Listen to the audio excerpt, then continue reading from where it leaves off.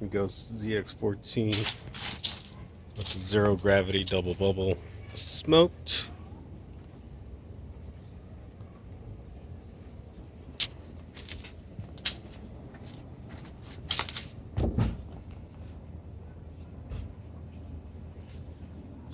And I don't know if the camera see the difference, but right away you can see a huge difference in material quality. And the MRA looking a little bit more purpley tinted.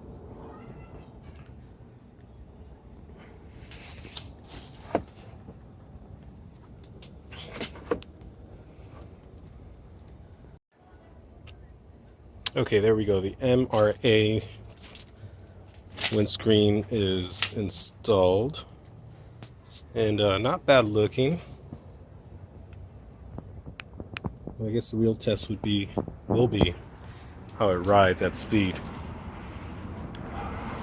You can see the two front holes in here for I guess some turbulence aerodynamic stuff, so we'll test that out. One thing I do notice right off the bat is that it's a lot more see-through than the smoke zero gravity one, so that's going to help out in a full tuck. And it also seems to be a little bit more bubbled than the zero gravity double bubble.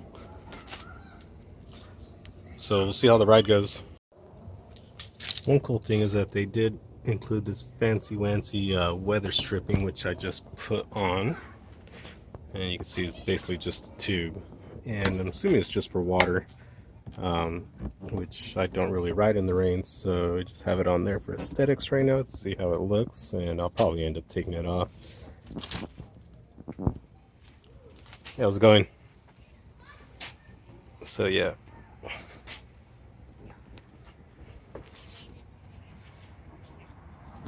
MRA windscreen. Took for a few test rides, high speeds, slow speeds, and overall I'm pretty happy with it.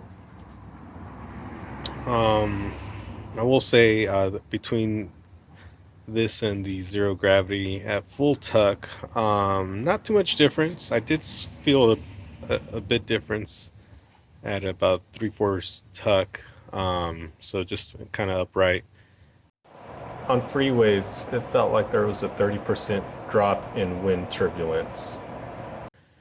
But one thing I do like is the fact that you kind of see through it a lot easier between the smoke screen of the zero gravity and the MRA.